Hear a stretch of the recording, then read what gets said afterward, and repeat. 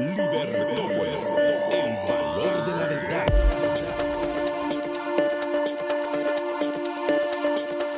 Y ya está con nosotros nuestro invitado, a quien habíamos anunciado desde el inicio del programa, el licenciado Antonio Coro, Tono Coro, quien es candidato a alcalde por el partido de la UNE. Bienvenido, ¿cómo está? Muchísimas gracias, muy bien, ahí agradecido por la invitación. Gracias por haber aceptado. Y me gustaría que antes de arrancar acerca de su propuesta, nos cuente un poco acerca de su experiencia y de lo que usted ha hecho antes de ser candidato. Muchas gracias, pues quisiera comentarles que tuve el honor de trabajar 14 años para la Municipalidad de Guatemala y luego por orden presidencial me mandan de candidato a alcalde a Santa Catarina, donde tuve el honor de trabajar 16 años, me eligieron durante 4 periodos. Quisiera comentarle que mi experiencia pues son 30 años en el ámbito eminentemente municipalista. A la par de eso pues tuvimos la oportunidad de estudiar algunas maestrías para irnos actualizando precisamente en el quehacer municipal. Soy la primera promoción de escuela de gobierno aquí en Guatemala y luego saqué una maestría en España de gobierno local. Esa es parte de mi experiencia y parte de lo que estamos, mi hoja de vida que estamos trasladándole a los vecinos de la ciudad de Guatemala con el ánimo de implementar un plan maestro de desarrollo municipal Ciudad de Guatemala 2030. Yo creo que es importante tener como base principalmente el manejo de indicadores, datos estadísticos y sobre todo el crecimiento poblacional. Se estima que en el año 2030, aquí en Ciudad de Guatemala vamos a ser 7,5 millones de habitantes, imagínense. ¿En Guatemala? Entonces, en Ciudad de Guatemala únicamente. Entonces, ¿eso qué quiere decir? Que nos tenemos que preparar con infraestructura a través de una política integral de movilidad sostenible y luego, lo más importante, con servicios públicos de calidad. Ahora, entrémosle a los temas que son temas básicos. Recuerden mandar sus preguntas al superchat de YouTube. Ahí está el superchat.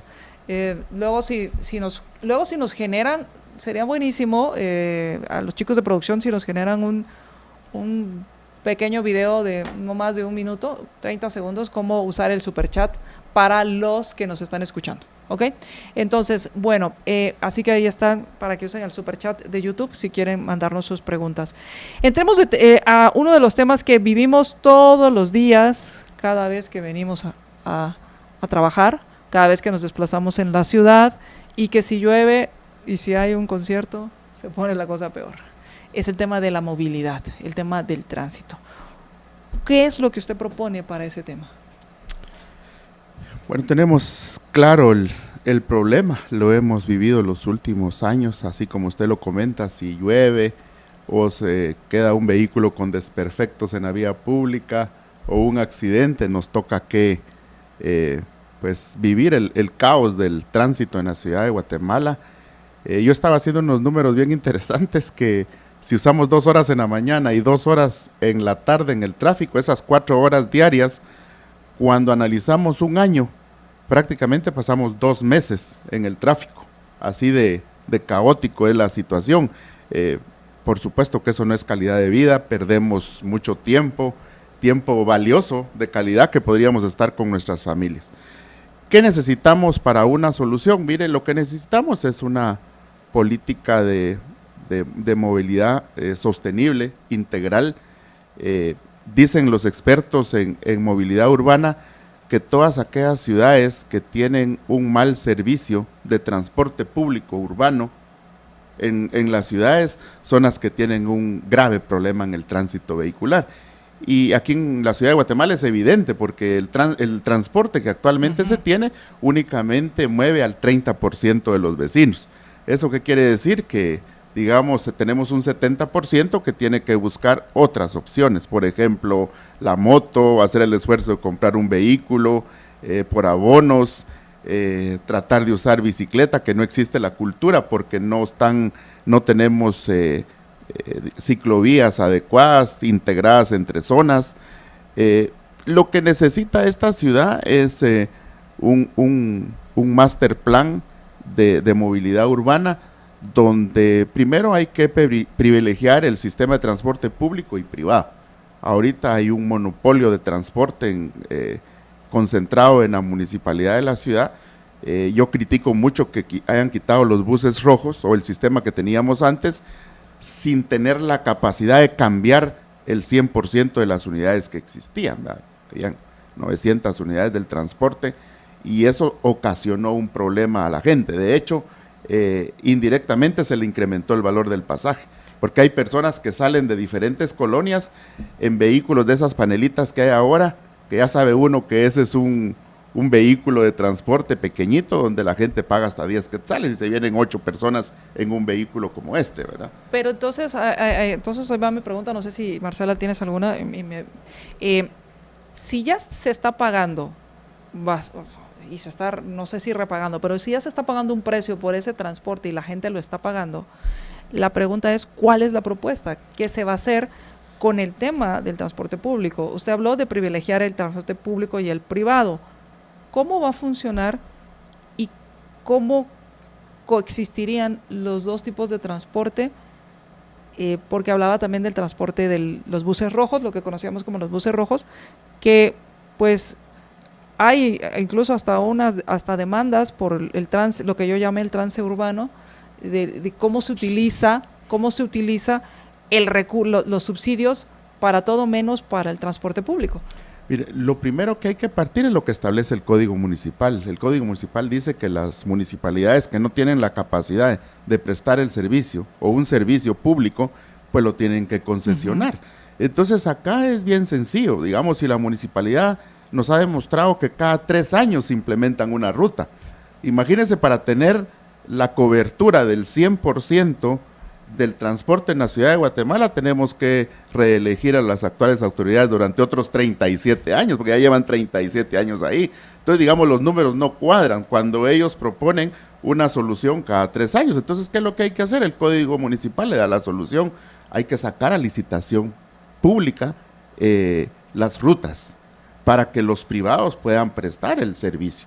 Podríamos decir, bueno, entonces va a ser más caro el transporte, efectivamente, puede haber una liberación de tarifa. Entonces usted tiene 2 opciones, el transporte público que actualmente se tiene, por supuesto que hay que complementarlo con las rutas alimentadoras, porque eso es lo que hace falta para que se integre las rutas troncales con las alimentadoras, con el mismo valor del pasaje, pero le tenemos que dar opción a las personas. Yo le preguntaba a una señora en la zona 21, decía, mire, ¿qué pasa si por ejemplo aquí viene un sistema de transporte de 5 quetzales? Y me dice, ay, Tonito, si pagamos 10 para salir de aquí de Guajitos para la Atanasio Tzul, entonces si con 5 quetzales me llevan a mí a la terminal o a la 18 calle, yo los pago muerto de la risa. O sea que es cuestión de implementar también, que es parte de nuestro plan de gobierno, una política pública de participación ciudadana. Entonces, ¿a qué tenemos que acudir? A sistemas de transporte público-privado. O sea, digamos, alianzas público-privado que permita una prestación del transporte. Y hay algo bien importante, me decía alguien, Tono, ¿y cómo va a desmotivar el uso de la moto y del vehículo? Ya no se puede, porque digamos, el tema es aspiracional. Algunas personas con un buen sistema de transporte dejarían el vehículo y la moto, pero no todo el mundo. ¿Pero dónde es donde hay que trabajar? En el crecimiento. Eso es lo que más me preocupa, cuando seamos 7.5 millones de personas a la vuelta del de esquina, que es en el 2030. Eso es lo que me preocupa. Entonces, a ese crecimiento es a quien tenemos que atender con un buen servicio de transporte, y el transporte tiene que ser integral. Y ojalá podamos trabajar el metro, ¿verdad? Que también se puede trabajar a través de alianza público-privado, temas de teleféricos. ¿Cuánto nos cuesta el transporte público? Porque nos cuesta, y digo nos cuesta porque lo paga todo el país. Así es. Porque al final es el presupuesto del Estado. ¿Cuánto le cuesta al país el transporte público en Guatemala? Actualmente, digamos, hay un subsidio. En este momento, cuando hacemos números y chequeamos el subsidio de 1986 a la fecha, solo en subsidio al Estado le ha costado 20,000 millones de quetzales, aproximadamente. Y luego, si usted me pregunta, Tono, ¿y cuánto cuesta la primer línea del metro que ya está diseñada aquí en Ciudad de Guatemala? Y aquí si algo tengo que reconocer es la visión de don Manuel Colón Argueta, que dejó muchos temas plasmados en el plan Metrópoli 2000, temas él pronosticó qué cantidad de vehículos íbamos a tener, trabajó los túneles colectores que tiene la ciudad de Guatemala, los drenajes, y luego también ya dejó los espacios para donde va a pasar el metro subterráneo. La primera línea hay que hacerla donde más población hay, esa es la línea este-oeste que sale de Misco, llega hasta la zona 15, está diseñado el metro subterráneo en esta área y es una inversión entre 500 y 600 millones de dólares, más o menos 20 mil millones de quetzales, 19, 20 mil millones de quetzales. Si se da cuenta con el subsidio que se ha pagado, 5 mil millones costaría la primera línea del metro. Con el subsidio que se ha pagado del 86 para acá, tendríamos 4 líneas del metro subterráneo en Ciudad de Guatemala. Entonces, ¿eso qué quiere decir? Que ha faltado visión de futuro, ha faltado manejo de indicadores, ha faltado políticas públicas que se manejen de manera integral en beneficio de la ciudad más grande que tiene Centroamérica. Yo tengo una pregunta porque me interesa muchísimo, ¿verdad? Todas las iniciativas de seguridad, de transporte, de infraestructura, de transparencia, que es uno de los temas que más afecta en el momento de votar, ¿verdad? Con qué dinero, con qué recursos, cómo se va a llevar a cabo, cómo se hace sostenible, pero me interesa algo de lo que usted dijo de las soluciones para el transporte. Hablamos mucho de alianzas público-privadas y como dije en el segmento anterior, algo tenemos que cambiar porque lo que estamos haciendo no está funcionando, entonces hay que hacer algo que sí funcione. Bueno, esa es una idea. ¿Cuál es el problema en Guatemala con las iniciativas que son puramente privadas? Porque yo imagino que en Guatemala yo salgo y yo veo en las calles BMW, Audis, carros que cuestan más que una casa. Esas personas tienen dinero para comprar un bus y es un buen negocio y no puede ser que a mí esa es la única persona que se me ocurre pensar, si yo pudiera, si yo tuviera los medios para comprar una camioneta, la compraría, cobro el pasaje, vivo en una zona en la que no llega transporte, es un UCI bien caro, pero no hay transporte, a mi casa no hay transporte. No puede ser que sea solo yo a la que se me ocurrió, ¿verdad? ¿Cuál es el inconveniente para que una persona particular o una empresa privada inicie con un sistema de transporte y por qué no tenemos un sistema de transporte privado que el guatemalteco escoja? Y mientras más competencia hay, más barato va a ser. Podría llegar a ser tan barato como el transporte público, que no es gratis, ¿verdad? Las personas pagan su pasaje. Entonces, ¿qué es lo que está pasando en Guatemala que no permite que la iniciativa privada se adueñe de esos servicios y ponga los servicios públicos a competir? Acá tenemos lo que ha pasado con eso es que aquí se ha privilegiado las negociaciones y se ha centralizado en 2, 3 personas el negocio del transporte.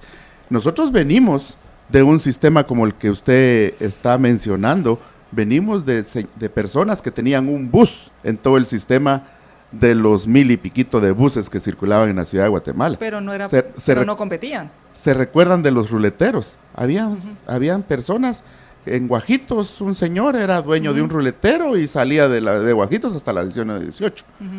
No competían porque estaban organizados y eran obligados a formar parte de una cooperativa o de una asociación.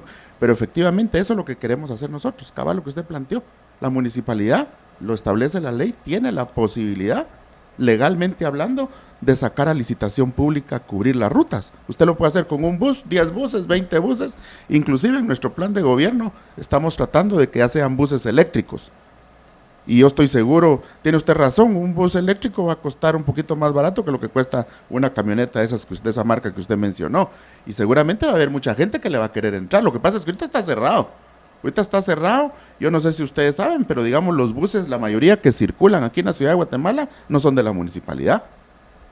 Son de empresas privadas. La municipalidad paga renta por eso. Y luego lo más delicado, que a mí no me gusta, que se pagan 800,000 quetzales de mantenimiento preventivo y correctivo por bus al año. Casi el valor de un bus. Y eso lo podemos ver en la licitación que acaba de sacar la municipalidad. O sea, no me lo estoy inventando, está ahí en el sistema Guatecompras. Entonces, cuando usted hace números y dice, wow, ¿cómo van a pagar la MUNI 800,000 quetzales, que es el valor de un bus por mantenimiento correctivo y preventivo? Eso es inaudito. Aquí estamos hablando de un negocio. O sea, yo no puedo mandar a mi vehículo que me le haga servicio a alguien, seguro que me van a mandar por un tubo, eso no existe. Y entonces eso es parte de lo que tenemos que cambiar, y usted dio en el punto. Tenemos que liberar la tarifa y tenemos que darle la oportunidad a los vecinos que tengan otras alternativas de transporte. Tengo que hacer una pausa y solo tengo una pregunta con respecto a liberar la tarifa, porque ¿está dispuesto, si usted fuera alcalde, a asumir el desgaste político que implica eso? Porque hay, no quiero pensar, hay universidades, sobre todo la USAC, que tema del transporte público es un tema muy sensible el precio y que generan mucho ruido, pero que al final no representan a toda la población. ¿Está dispuesto a asumir ese desgaste que podría implicar el liberar la tarifa? Por supuesto, yo creo que hay que ser responsable, por eso lo estoy diciendo antes de. Y realmente aquí lo que tenemos que pensar es que ya no podemos seguir en una sociedad donde se nos tenga que dar de todo. Yo sé que el sistema del transporte es subsidiado a nivel de todos los países del mundo, inclusive hasta el metro, pero aquí lo ideal es que exista el sistema de transporte público, que va a seguir, eso no lo vamos a quitar, pero también hay otra alternativa. O sea, que digamos usted y yo podemos decidir, o en el caso de Marcela puede decidir, bueno, hoy sí me voy en el público. No, mañana, hoy me pagaron, tengo plata, me voy en el privado, me va a costar 5 quetzales, me voy en el privado, cómodo, con internet, seguro, con un sistema, o sea, eso es lo que necesitan, lo están haciendo nuestros países hermanos en Centroamérica. Entonces no podemos ya seguir con un sistema que nos va a llevar al caos. Aquí lo que tenemos, y estoy seguro que los estudiantes universitarios van a colaborar con nosotros. Los verdaderos, sí. Por supuesto, porque aquí estamos hablando de economías de escala, aquí estamos hablando de libre mercado, aquí estamos hablando de que existan opciones, no que por fuerza nos tengamos que ir en un sistema de transporte que a puro tubo nos quieren implementar. No, hombre, debería. ¿Y saben qué está pasando? Miren la cantidad de taxis piratas y vehículos que están prestando el servicio similar a lo que decía Marcela.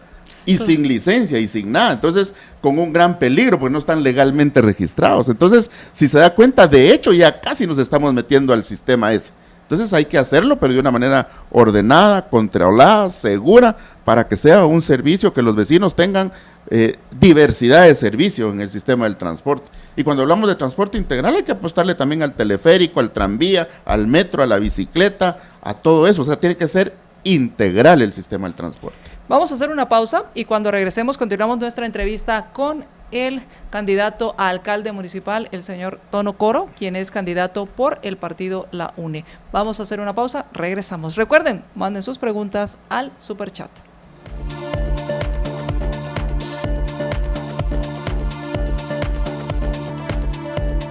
Regresamos a Libertópolis por la mañana. Les habla María Dolores Arias, me acompaña Marcela Porta y estamos platicando con el candidato por la UNE a la alcaldía municipal, el señor Tono Coro, con quien estamos hablando acerca de su propuesta. Tú tenías, vamos a cambiar de tema porque, perdón, hablábamos que aquí nos podíamos pasar todo el programa hablando de transporte público. Un tema que tú también quieres que toquemos es, Marcela, ¿cuál es? Pues muchas gracias a las personas que nos han puesto sus preguntas, gracias a la Asociación de Pilotos de Taxis de Guatemala, pero yo quisiera tocar el tema de seguridad antes de continuar con el de transporte. Muchas personas, por ejemplo, yo intento ya no salir de noche, me da mucho miedo. Y está este libro que yo creo que en todas las entrevistas que hemos tenido con María Dolores lo hemos recomendado, que se llama La vida y muerte de las grandes ciudades americanas, que habla mucho de seguridad y de estrategias de seguridad, y una de las cosas importantes es la iluminación y adueñarse nuevamente de las calles. Pero vivimos en un país que los restaurantes están cerrando a las 9 de la noche, ya llega la señorita a decir, ustedes van a querer algo más porque la cocina cierra a las 10.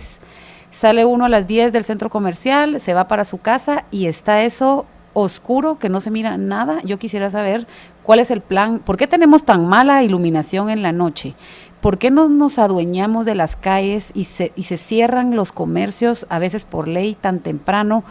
Y que es por seguridad, pero realmente mientras más gente haya en la calle de noche, es más seguro para los que transitan.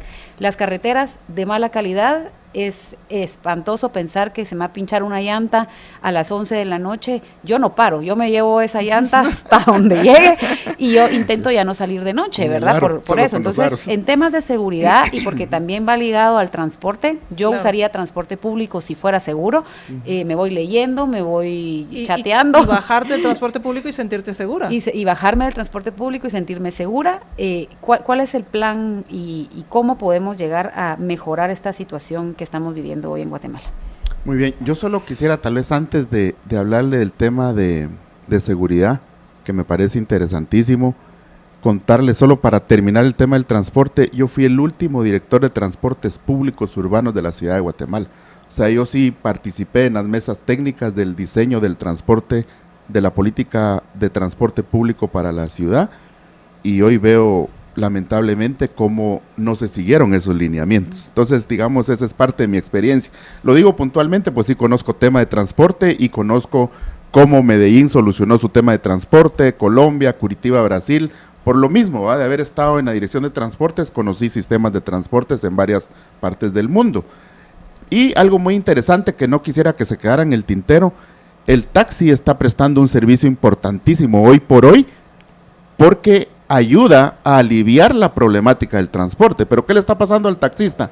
Más que verlo como un aliado estratégico para solucionar el problema del transporte en la ciudad, lo ven como un enemigo, lógico, lo ven como competencia, porque compite con los negocios que tiene la municipalidad en el transporte. Entonces, yo sí, inclusive, ya ofrecí que los espacios exclusivos del transurbano lo va a poder usar el taxista en mi gobierno municipal, siempre y cuando lleve personal, o sea, lleve una carrera con personas. Entonces, que lleve pasajes, se le va a dar la prioridad. Eso es algo innovador, importantísimo para el taxista, porque yo sí los voy a apoyar. Y luego algo importante que usted me comentaba de los estudiantes, perdón, aprovecho.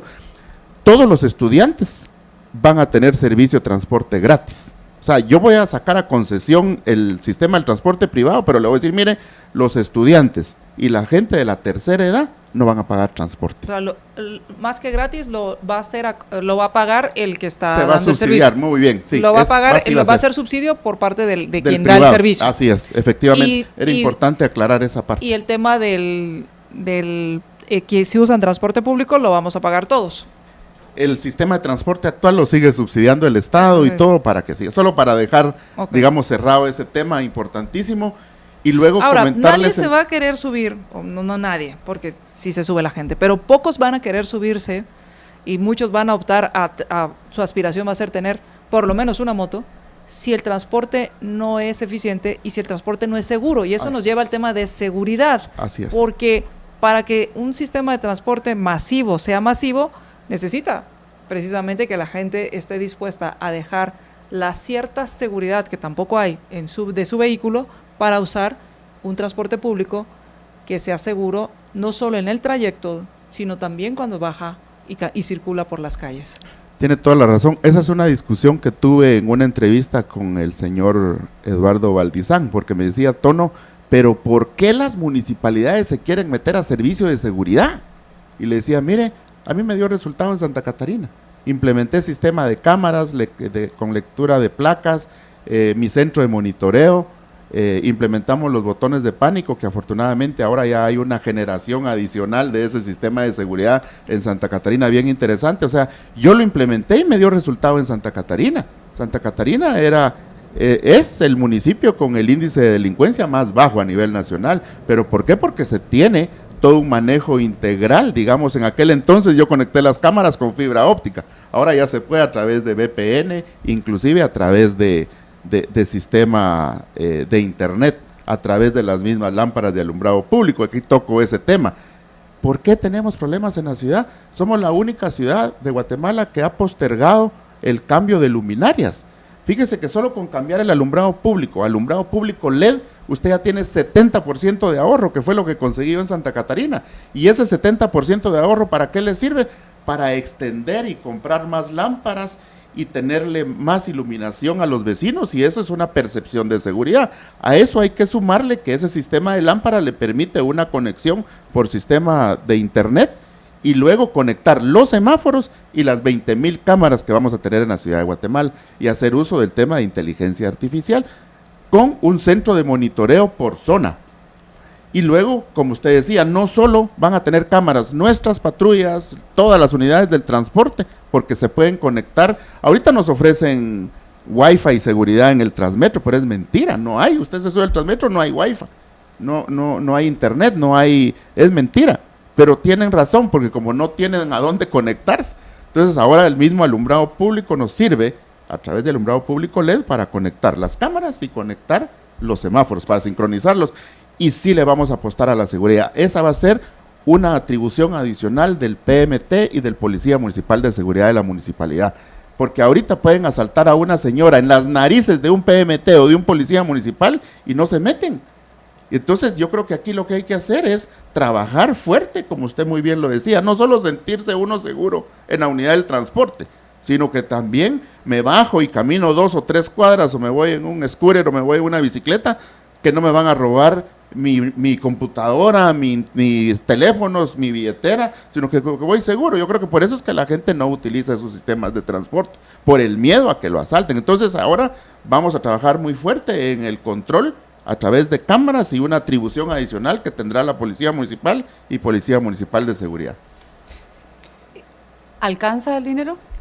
Es lo mismo que me preguntaba el señor, el presupuesto tiene que ser el mismo, lo que estoy incrementando es una atribución adicional. Y algo muy importante, ya no van a existir cepos en la ciudad de Guatemala en mi administración, no hay necesidad. Digamos, si yo le pongo un cepo a un vehículo a la hora del tráfico que ha pasado, uno se tarda hasta 4 horas, yo no sé si les han colocado cepo a ustedes, pero digamos a mí ya me colocaron y me tardo 3 o 4 horas para que me desconecten el bendito cepo.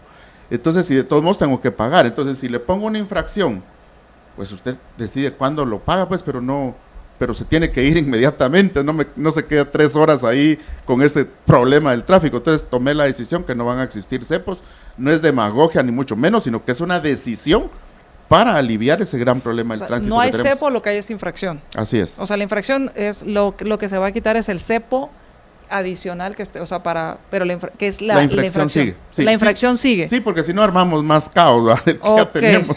En ese punto habló acerca de poner cámaras, hacer centros de monitoreo por zonas, cambiar luminarias, la transparencia. ¿Cómo se va a manejar esto o van a hacer un fideicomiso para manejar esto y que se vuelve casi que la bóveda después de las bóvedas en Suiza, los fideicomisos? Mire, los fideicomisos, esa es una decisión que se va a tomar el primer día de administración municipal. Se tienen que cancelar, por ley ya no deben de existir. La única municipalidad que tiene fideicomisos actualmente es la Municipalidad de Guatemala. No sé por qué la Contraloría no les ha exigido la cancelación del fideicomiso. Yo definitivamente, aunque quiera trabajar con fideicomiso, no puedo, porque a mí ya me mandaba una nota a la Contraloría de Cuentas, un oficio a Santa Catarina diciéndome, alcalde, usted si tiene fideicomisos, tiene 30 días para cancelarlos. Eso me lo notificaron en el 2014-13. Y luego, pues, obviamente se cancelaron los fideicomisos. Ahí empezó todo un proceso de liquidación y de cancelación del fideicomiso hasta que se canceló, no existe. Entonces, los fideicomisos y el sistema que tiene la municipalidad que trabaja a través del PNUD o de UNOPS, creo, no son transparentes esos procesos. ¿Por qué? Porque la Contraloría no puede fiscalizar los fideicomisos y tampoco va a fiscalizar un fondo de la Unión Europea, ¿va? Porque es prohibido, de acuerdo a las políticas internacionales. Entonces, nosotros sí vamos a cerrar los fideicomisos. Ahorita entiendo que se pagan agua y se pagan un montón de cosas a través del fideicomiso. No sabemos qué cantidad de agua en bloque compra la municipalidad. Bueno, sí sabemos. Ahí hay compras de 80 millones de agua en bloque de a 25,000 quetzales. Entonces, sí, ahí estaba viendo también en Guatecompras una compra de 130 millones al año. Eso hasta parqueo paga la municipalidad. Ahí está en Guatecompras. Yo digo, wow, ¿y por qué pagar parqueos? ¿Va? Al contrario, la municipalidad debería construir parqueos, ponérselo al servicio a un buen precio a los vecinos y tener un ingreso adicional. Y como me decía mi esposa, mire, Tono, ¿y aquí por qué no hay parqueos en los sótanos de las calles? si las calles y avenidas son propiedad municipal, porque la MUNI puede decir, es que no tengo dónde construir parqueos. Bien, tiene las calles y avenidas. Se agarran 2 cuadras como en España y en el sótano de la calle hay un tremendo parqueo a buen precio para los vecinos. Y entonces, ¿eso qué me va a ayudar? A quitar esas filas de autos que se parquean. Mire, entonces ahí, por ejemplo, aquí enfrente hay 2 filas de autos en esta avenida. Si esas 2 filas las tenemos en el subterráneo, vamos a tener libre la calle. Y hay 2 cosas. Si tiene la municipalidad la posibilidad, lo construye, y si no, se concesiona. Transparencia. ¿Cómo se van a hacer las compras? Ya dijo que va a cerrar a través los del sistema, fideicomisos. a través del Sistema Nacional de Guatecompras. Quiero contarles lo que hacía en Santa Catarina. Todos los procesos de cotización siempre participó Acción Ciudadana como un acompañante de los procesos de licitación. Por eso ganamos un premio en Santa Catarina de una de las municipalidades más transparentes. Eso fue otorgado por la GTZ y varias organizaciones internacionales que nos acompañaban en los procesos. Nosotros vamos a sacar a licitación los procesos, licitación nacional e internacional. Esos van a ser procesos libres, van a ser abiertos, donde va a poder participar las personas que consideren. En Santa Catarina participaban, por ejemplo, si el proyecto era para la zona 2 de Santa Catarina, participaba el Consejo Comunitario de la zona 2, participaba en los procesos. Ellos desde el principio sabían qué empresas participaban y a quién se le iba a adjudicar por cuestiones de calificación de la Junta. O sea, tienen que ser procesos transparentes, no puede ser cerrado el proceso, inclusive abierto también para la prensa que quiera participar, si eso no cuesta. Al final hay que hacerlo porque la ley lo dice, lo que pasa es que no lo hacen, y eso es parte de lo que queremos cambiar y de lo que hay que hacer, con una ventaja, que digamos yo ya lo hice en Santa Catarina. O sea, yo no vengo a ofrecer, miren, yo voy a implementar eso, no, ya lo hicimos y nos dio buen resultado.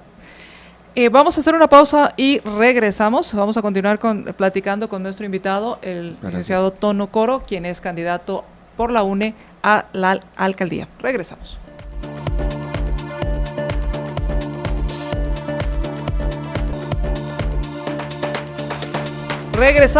Regresamos a Libertópolis por la mañana. Les habla María Dolores Arias y me acompaña Marcela Porta. Estamos entrevistando al candidato a la alcaldía municipal por el partido de la UNE, a Tono Coro. Y usted habló y mencionó varias veces su gestión en Santa Catarina Pinula. Precisamente en Santa Catarina Pinula, pues hay 2 temas que salen siempre cuando sale usted como candidato. Y me imagino que ya lo han preguntado, pero sí tenemos que hacer estas preguntas porque nos las están haciendo. Y el tema es el Cambrai, su participación en el tema del Cambrai y el tema de su indemnización. Entonces, empecemos con el tema del Cambrai. Los permisos para construcción y después este desastre o esta tragedia que sucede en el Cambrai. ¿Cuál fue su participación al respecto? El Cambrai nace cuando yo tenía 15 años y el informe post-desastre, el análisis que hicieron después del Cambrai, dice que el fenómeno natural se da por deslizamiento tipo rotacional, o sea, un derrumbe, que es lo que ha pasado a lo largo de la historia. Los medios de comunicación dijeron, Conred le dijo al alcalde Coro que tenía que sacar a los vecinos. No es cierto, fue al revés. Mire, aquí está el oficio donde yo le informé al licenciado Alejandro Maldonado con esta fecha, mire, 30 de julio del 2014. El desastre fue el 1 de octubre del 2015. Mire a dónde le mandé copia.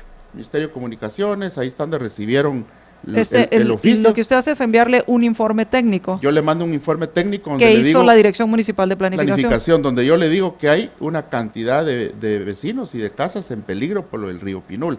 Pero todo el mundo dice, no, lo que pasa es que nosotros Conred le avisamos. Aquí el responsable es la gente de Conred. Usted habla del río Pinula. ¿El río Pinula pasaba en el Cambrai? Así es que ese era el problema, el río Pinul. Y luego el Cambrai, lo más interesante del Cambrai, es que la parte de Cambrai que sufrió el daño no es Cambrai en Santa Catarina, es Cambrai en Ciudad de Guatemala, como se lo puedo demostrar aquí en el plan de ordenamiento territorial de la Municipalidad de Guatemala. Aquí está Santa Catarina, mire, ahí está Cambrai, y luego Cambrai en el POT de la Ciudad de Guatemala es un G1 y dice que sí, apto para vivienda. Entonces, y luego lo más importante, ¿va? En la ley de Conred, en el artículo 3 está la finalidad y dice: la Junta Ejecutiva podrá declarar de alto riesgo cualquier región del país. Cambrai nunca fue declarado de alto riesgo. Entonces, por eso fue que yo le informé al ente rector, que es Cambrai, el peligro que tenían los vecinos. Mire, aquí está el artículo Ahora, 3. usted como alcalde en ese momento con esta información se le dio a conocer a estos consejos municipales, a estos comudes, se les dio a conocer este informe, ¿los vecinos lo conocían? Así es. De hecho, se levantó un acta. Aquí está el acta, mire. Aquí está el acta que se levantó cuando había problema, firmado ahí por los vecinos. Y luego le puedo comentar lo que dice la Ley de Orden Público. Miren, en el artículo 15, el presidente de la República podrá, en estos casos, tomar las medidas siguientes. Inciso 6, ordenar la evacuación de los habitantes de las regiones afectadas a que estén en peligro. ¿Qué quiere decir? Cuando yo informé con este oficio que había peligro, ¿qué tenía que hacer con Red? Avisarle, el señor Alejandro Maldonado le tenía que avisar a su papá, que era el presidente, decirle, mire papá, y lo pudieron hacer en una cena en su casa, mire papá, fíjese, usted tiene que cumplir con el artículo 15. ¿Y qué es eso, mijo? Tiene que desalojar a los vecinos según la Ley de Orden Público, porque hay en peligro. ¿Quién alertó la alarma del peligro? Fue el alcalde Tono Coro en su momento. Toda esta información se hizo pública, lo tuvieron los medios, usted se encargó de, si la Conred no le respondía, y yo sé que hay sus limitaciones, pero si la Conred no le respondía, usted lo dio a conocer a los medios, lo dio a conocer, aquí hay un acta en el municipio de Santa Catarina donde se habla acerca de precisamente del río Pinula, estos se reunieron los representantes, lo dio a conocer en los medios que usted podía tener, porque no podía llegar a más y entiendo que usted no podía declarar esa zona en riesgo. Así es. Pero lo dio a conocer. Efectivamente, se dio a conocer. Inclusive estos que les estoy enseñando aquí, que les estoy mostrando, son los medios de prueba que presenté ante el juzgado, razón por la cual el juez decide sobreseer el caso. O sea, el caso se termina porque obviamente no tengo ninguna implicación. Y aparte, si la tuviera, no tuviera la cara de ser candidato ahorita si yo tuviera alguna responsabilidad en el caso de Cambrai. Ahora, mi punto es que si usted llegara a ser alcalde de Guatemala y usted sabe que tenemos un sistema de drenaje que está hecho. Esa era mi siguiente pregunta. Adelante. Llámese Cambrai, llámese hundimiento, ¿verdad? Que a mí me preocupa mucho el columpio de Vistahermosa porque yo ya trato de no pasar del lado derecho, siempre siento que por ahí va a ser el siguiente susto. ¿Qué se puede... ¿Qué haría diferente, diría yo? ¿Qué podemos hacer de lo que sucedió en el Cambrai? Mire, primero el Cambrai, yo creo que es una alerta y es un SOS para todos los vecinos que viven en situación de riesgo en Ciudad de Guatemala. Aquí lo más interesante es que la experiencia hoy por hoy me dice que, y afortunadamente, como usted pudo comprobar en los documentos, yo sí cumplí con la ley, ¿verdad?, de alertar el sistema de Conred, como lo establece la ley de Conred, y lo hice con suficiente tiempo de anticipación. Pero ¿cómo se va a evitar un Cambrai 2? Usted, si hay una situación como esta, me quedan pocos minutos, vamos a concluir aquí la entrevista en radio, continuamos en redes, porque vamos a hablar de este tema y también el tema de la indemnización. Y vamos a extendernos unos minutos más para terminar. Entonces aprovechamos para concluir aquí la entrevista. Si quiere dar algún mensaje a la población que nos está escuchando por radio, vamos a seguir por redes.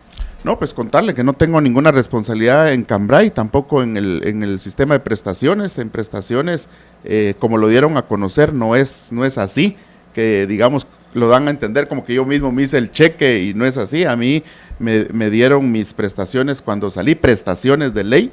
Luego, por haber sido declarado el mejor alcalde del país, el Consejo decide, Tono, te vamos a dar tu indemnización. Recuérdense que hay un sistema de indemnización universal y luego los alcaldes somos 011 y yo feliz que me dieron mis prestaciones como a cualquier trabajador del país. A los 2 años viene la Contraloría de Cuentas a través de una maniobra política, porque miren, detrás de estos 2 juicios están 2 partidos políticos, Unionista y Creo, porque Alejandro Maldonado era candidato a síndico primero de Roberto González, y como ellos me miraban como competencia, dijeron, a este aquí no lo acabamos y lo hacemos pedazos. Afortunadamente yo soy abogado, doctor en Derecho, me he sabido defender y salí bien de los 2 procesos. ¿Qué pasó con prestaciones? Sencillo. Cuando se dieron cuenta los unionistas que me habían dado las prestaciones, sacaron en los medios, sí, este alcalde que no sé qué, se agarró el dinero. Yo no he agarrado ni un dinero que no me corresponda. O sea, legalmente un juez fue el que estableció, o sea, yo ni siquiera pedí que me pagaran esa cantidad. A los 2 años que me dieron, el Consejo Municipal me dio mis prestaciones, 350,000 quetzales, por 16 años de servicio, 15 años de servicio. Viene la Contraloría en una maniobra política y dice, devuelva el dinero. Entonces, ¿por qué no dijeron, mire, revisemos el caso o me llevan un caso administrativo? No, tiene 24 horas, 2 años después, para devolver 350,000 quetzales. ¿Qué hice? Presenté una denuncia que se llama denuncia laboral por renuncia. Y después de 1 año. Nos queda un minuto, Tono. Muy bien, y después de 1 año un juez resuelve que me tenían que dar mi indemnización, mis prestaciones y pago de daños y perjuicios. O sea, no es decisión mía ni del alcalde de turno. Fue decisión de un juez como cualquier trabajador que tiene derecho a sus prestaciones. Eso es constitucional. Vamos a concluir aquí el programa en radio. Continuamos unos minutos en redes para terminar de aclarar este tema. Regresamos con el tema de Cambrai y el tema de la indemnización. Así que muchísimas gracias por habernos acompañado. Muchísimas gracias a ustedes, muy amables. Muchísimas gracias, feliz día. Hasta luego, bendiciones.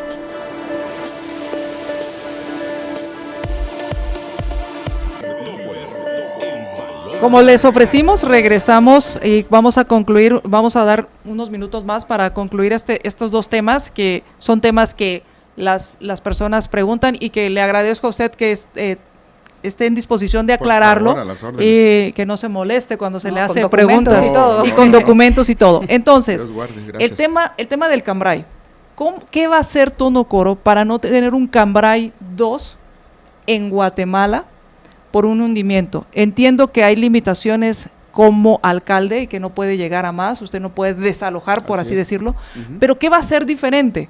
Porque ¿qué se aprendió de esta situación del Cambrai para que un hundimiento, lo que decía Marcela, esos agujeros, no sé, deben haber zonas complicadas aquí en Guatemala que están en situaciones parecidas?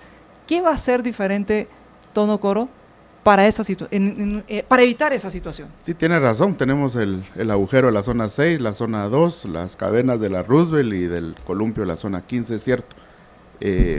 Yo creo que ahora la experiencia me da la oportunidad de hablarles acerca de lo que vamos a hacer. De hecho, fue tan cruel y tan dura la experiencia que me tocó vivir momentos bien difíciles en la cárcel, que nunca me imaginé, pero por lo menos fui a conocer otro sistema diferente de lo que pasa. Me tocó dormir en la carceleta a las 3 de la mañana, donde estaba orinado y con suciedad y todo. Difícil, ¿verdad? No quiero ni recordarme, ni se lo deseo a nadie, la verdad. Pero lo más importante de esto es la experiencia que entra por la piel.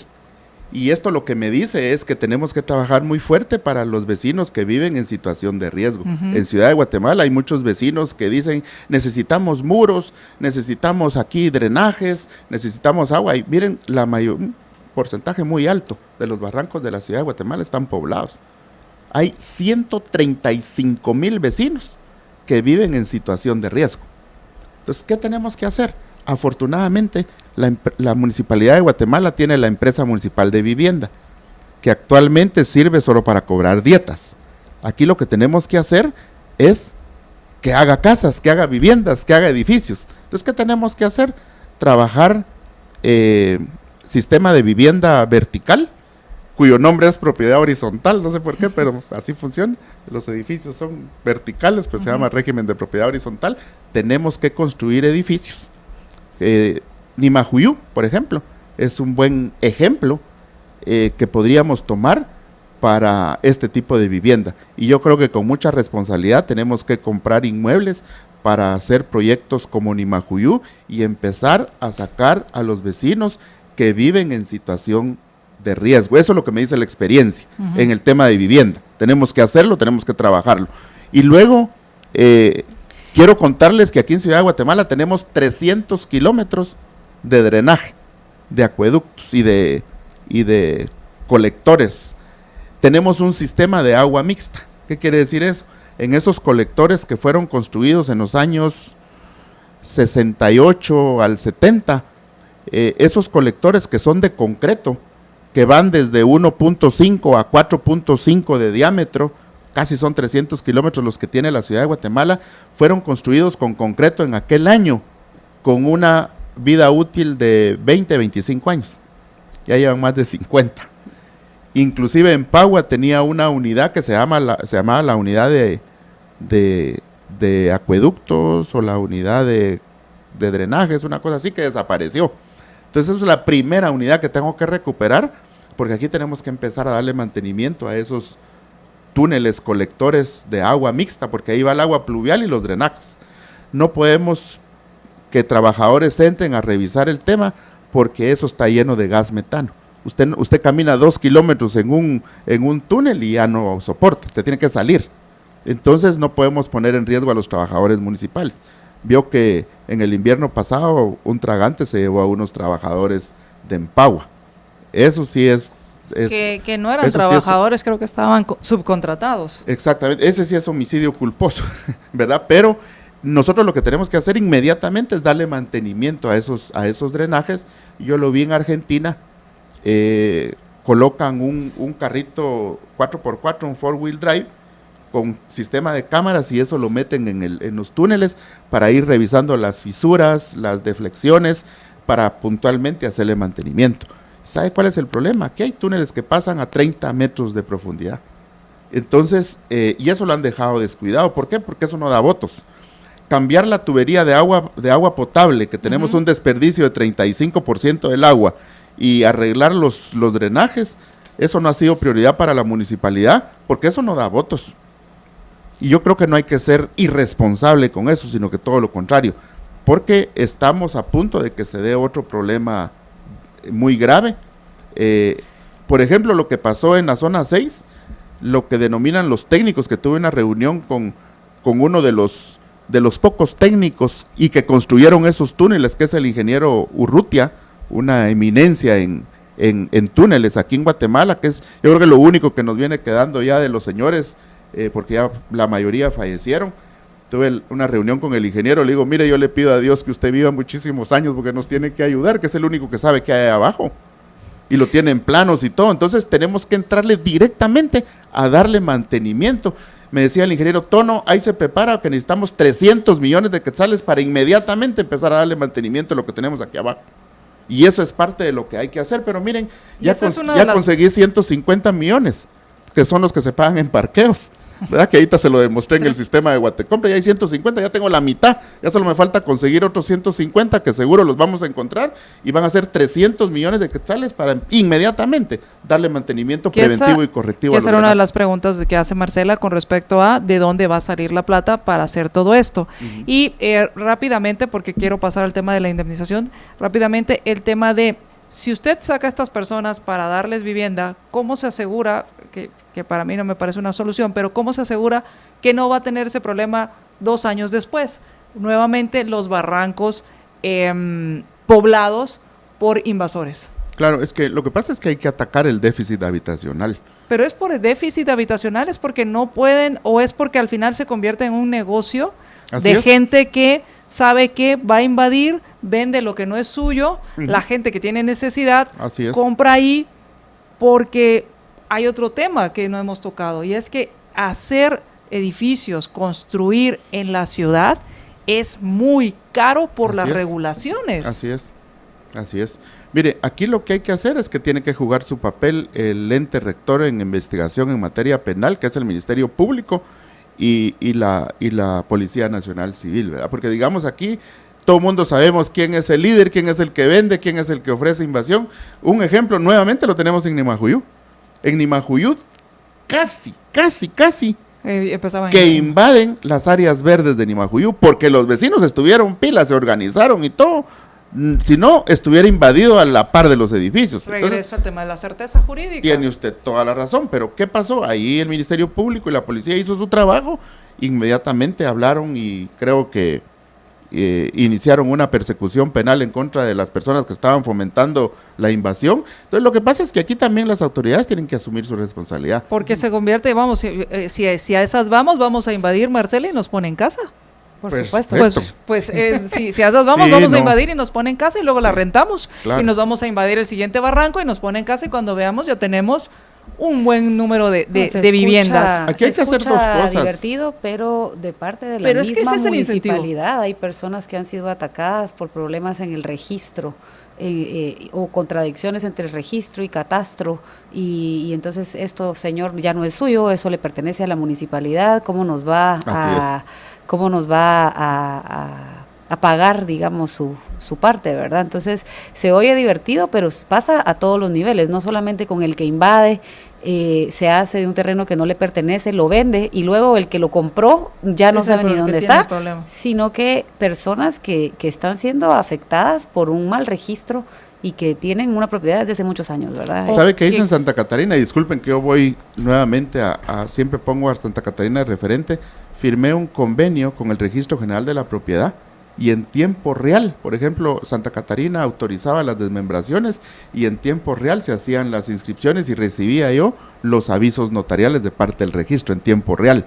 Entonces eso queda certeza jurídica y que usted lo mencionaba muy bien. Digamos, por ejemplo, el vecino, y ahora hay un sistema bien interesante que también tiene el Registro General de la Propiedad, que tiene un sistema de congelar su propiedad, su finca, porque mire, hay mucha gente que se queda confiada, aquí vivo tranquilo y todo, cuando de repente ya no está su nombre, ya hicieron todo un sistema. Entonces ahora el registro implementó, me parece una genialidad, implementó un sistema de congelar su finca. ¿Eso qué quiere decir? Si alguien intenta hacer una escritura de compraventa de bien inmueble, pues como está congelada, la única que la puede descongelar es usted. Es un servicio que tiene un valor al año, pero está ayudando muchísimo para proteger la propiedad. Licenciado Coro, si usted queda como alcalde, esto sería, ¿qué? El 24-28. ¿El 29 nos estaría cobrando indemnización? Lo que pasa, no es así, sino que lo que pasó aquí es un tema eminentemente político, ¿verdad? Ya le comenté que detrás de esto está el Partido Unionista.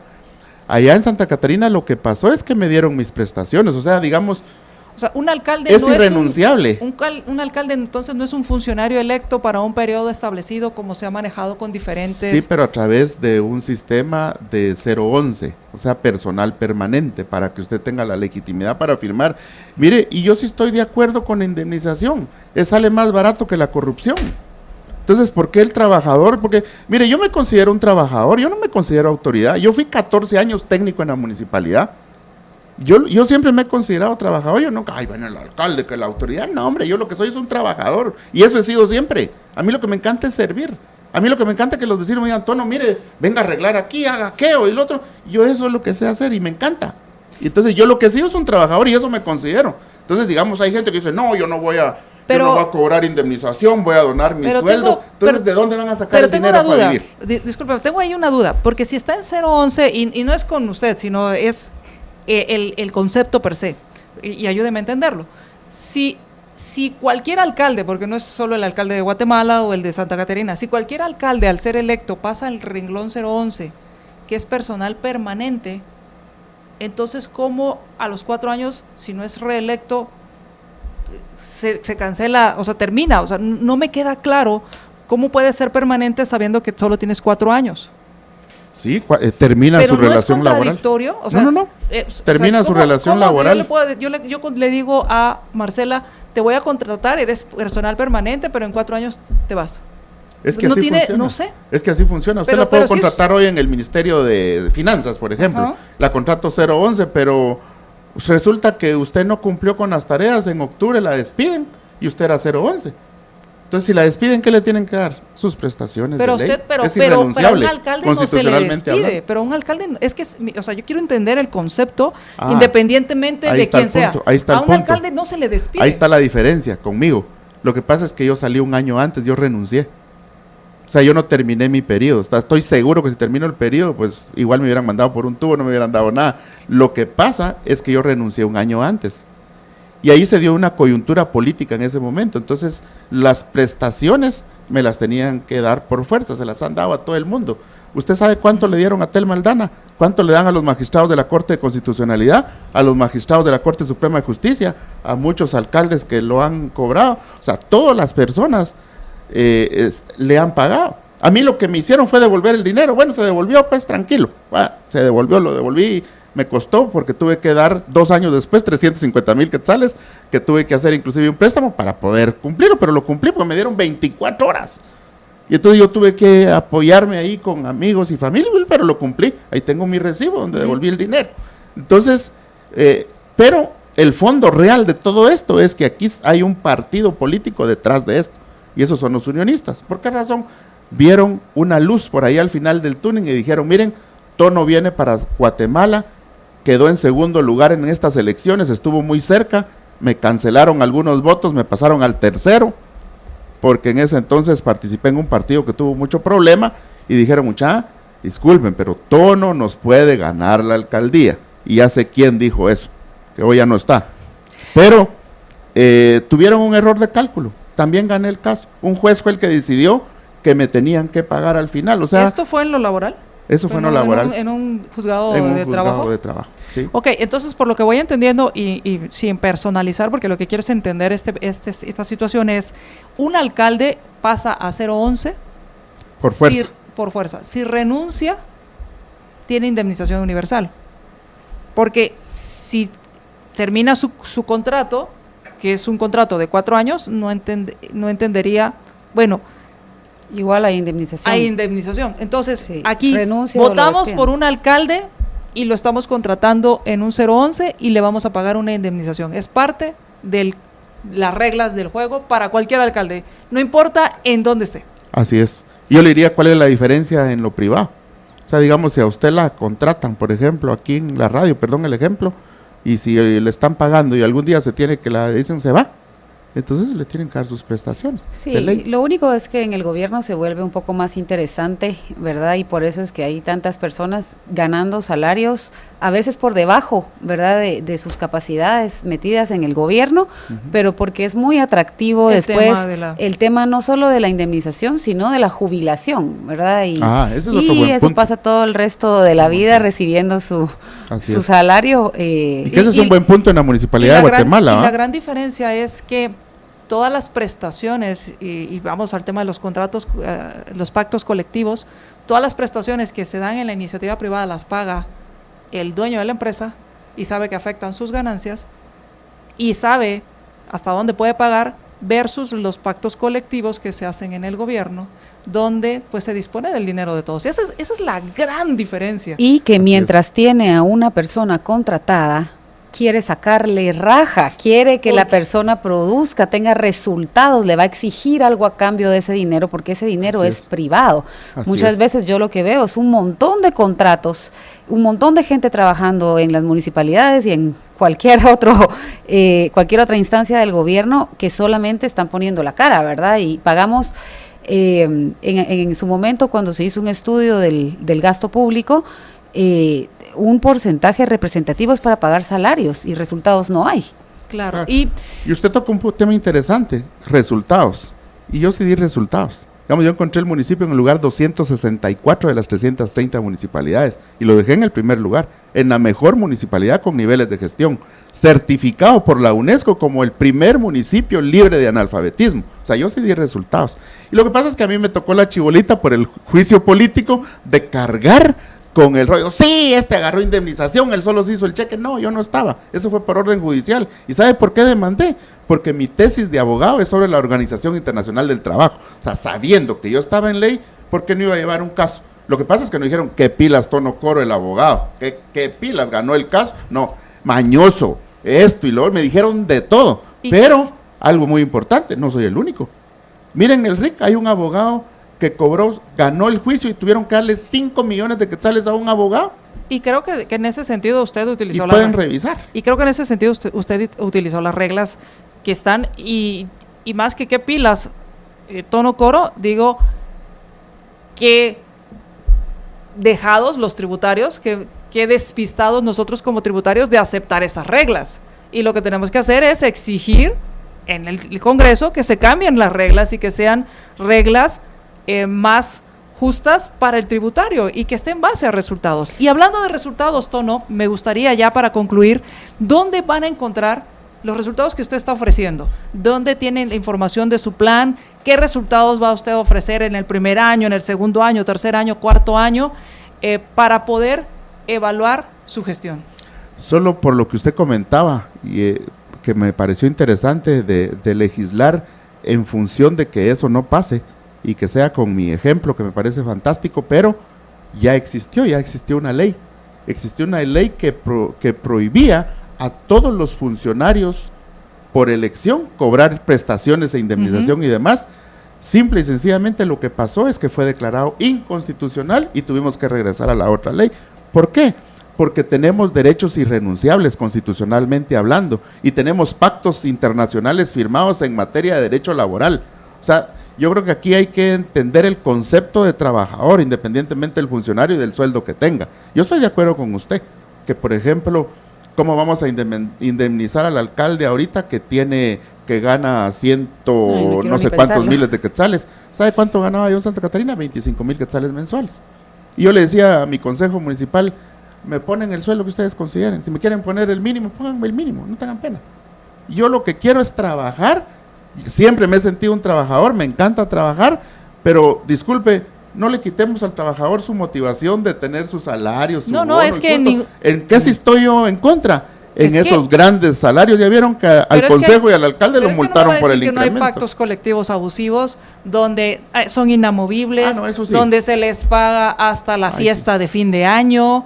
Sí, tienes razón. Y los 15 años, falta que les paguen los 15 años de la nena. Sí, entonces, pues. Sí. En ese sentido, creo que sí hay mucho que revisar. No, pero ahí sí hay una excepción. Creo que sí hay una excepción. Que sí hay reglas muy claras y que sí hay que tomar en cuenta como tributarios el tema de si los funcionarios, si los que son electos a puestos populares, de queremos o no pagarles indemnización. Porque también el que se postula debe decidir si quiere o no aceptar esas reglas del juego. Claro. Entonces, ahí es donde creo que debemos también como ciudadanos informarnos. El Procurador de los Derechos Humanos. A él le dieron más plata que a mí, entonces sí. ¿Por qué me cae solo a mí la chibolita? No, ¿por qué a mí me metieron preso también por eso? ¿A usted? Sí, yo juicio político. Por eso yo le decía, yo no quiero personalizar eso, por eso le preguntaba, ¿cualquier alcalde está en 011? ¿Cualquier alcalde recibe? Entonces sí, bueno, revisemos las reglas, pero no por Tonocoro, sino por los 332 alcaldes 340. Que hay. 340. Y que cada vez quieren hacer más municipios. Entonces mi punto es, revisemos las reglas no para una persona, sino igualdad ante la ley. Entonces no me voy desmotivado. ¿Y dónde van a encontrar esos resultados que usted dice que va a dar y que dio en su momento cuando estuvo en su gestión? ¿Dónde pueden encontrar esos resultados que usted está proponiendo para su primer, segundo, tercero y cuarto año? ¿Dónde pueden encontrar la información? Fíjese que en mis redes sociales estamos subiendo parte de lo que hicimos y luego vamos a colocar nuestro plan de gobierno, que recién me lo acaban de imprimir, aquí está. Excelente. Y entonces aquí tenemos ya nuestro plan que lo estamos... todavía ahorita que venía en el tráfico, venías todavía haciéndole algunas observaciones, lo vamos a finalizar y lo vamos a colgar en www.tonocoro.com.gt. Ahí va a estar nuestro plan de gobierno. Tenemos ejes importantísimos y usted me preguntaba qué es lo diferente que yo voy a hacer. Primero voy a trabajar con una política pública que es un eje transversal, que es de participación ciudadana. ¿Qué es eso? Aquí, hoy por hoy, vamos a tener un gobierno de puertas abiertas, un alcalde que va a estar con los vecinos constantemente, hablando y trabajando y tomando las grandes decisiones. Y luego otro tema importante, o sea, hoy sí, los vecinos van a jugar su papel de jefes, que me encanta lo que usted dijo. Nosotros los tributarios tenemos esa parte me encanta, porque el que paga los mariachis es el que pide las canciones. Entonces, ¿qué tiene que pasar acá? Lo que tiene que pasar es que el vecino manda. El vecino es el jefe, ¿no? Aquí ha sido al revés. Los vecinos vemos al alcalde como el jefe, aquella gran autoridad. No, hombre, este es un trabajadorcito nada más. Y lo que tiene que hacer es cumplir su tarea. Mi política, que es un eje transversal en este plan de gobierno, va encaminada a la política de participación ciudadana. Tiene que existir participación ciudadana porque así el vecino decide qué proyectos vamos a construir en su zona. Y luego algo innovador que me dio mucho resultado en Santa Catarina, la política de presupuesto participativo. ¿Qué es eso? El aporte constitucional que viene del Estado a la municipalidad lo vamos a distribuir en cada zona en función del número de habitantes. Quiere decir que la zona más grande tiene más presupuesto y la zona más pequeñita tiene menos presupuesto, pero es equitativo en función de el número de vecinos. Ejemplo, zona 18 va a tener 50 millones de quetzales de presupuesto al año, por ejemplo. Va a tener en los 4 años 200 millones. Entonces en la zona 18 vamos a decidir, porque tenemos que tener un plan multianual y un plan de gobierno anual, un plan operativo anual. Entonces la zona 18 va a decidir qué proyectos vamos a construir el primer año, segundo año, tercer año y cuarto año. Aquí no es qué quiere hacer el alcalde, no. Discúlpeme, el alcalde no tiene ningún pito que tocar. Yo quería hacer un parque con sótano y terminal de transportes en Santa Catarina, en el parque, que me iba a costar 20 millones de quetzales, y me dijeron los vecinos, no es prioridad, no lo queremos. Le digo, miren, similar a uno en España, donde yo estudié, miren qué lindo, con gradas eléctricas, ascensor, comercial abajo, etcétera, entran los buses, los taxis y todo. No, no lo queremos, así estamos bien. Bueno, ahí se quedó el proyecto, ahí está.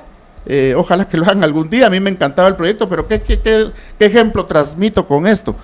Que yo sí hago lo que los vecinos me piden y los vecinos quieren. Al final ellos son los que tienen el derecho de decidir qué proyectos vamos a hacer en una política de participación ciudadana y presupuesto participativo.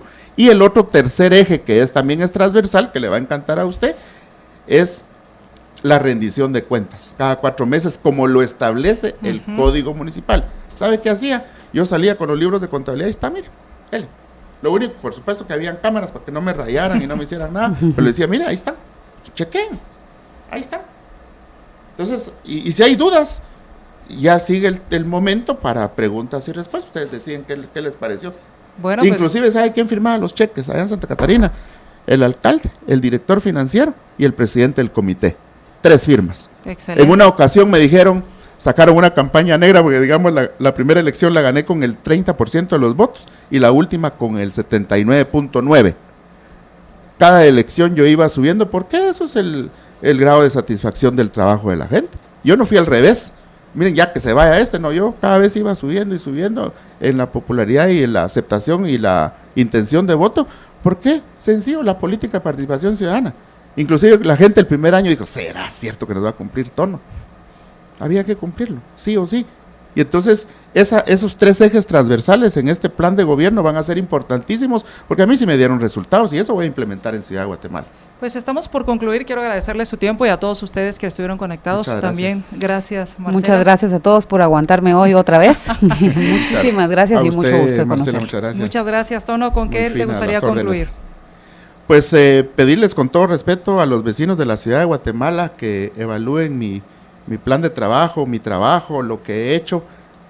Honestamente me he preparado 30 años para el puesto. Yo trabajé 14 años en la Municipalidad de Guatemala y cuando salí de ahí con mi mochila y mis cositas de mi escritorio, me quedé en las gradas de la MUNI viendo al edificio y le dije al edificio, voy a regresar. Y me he preparado para eso y quiero regresar al edificio. Sé que tengo la capacidad, la experiencia y sé que juntos los vecinos y esta administración de este servidor de ustedes, Tono Coro, vamos a convertir a la Ciudad de Guatemala en la mejor capital de Centroamérica. Primeramente Dios, así va a ser. Muchas gracias. Gracias. Les pido su voto este 25 de junio en las urnas y que realmente trabajemos por un cambio que nos permita ese grado de satisfacción a los vecinos y estoy seguro que lo podemos lograr. Muchísimas gracias.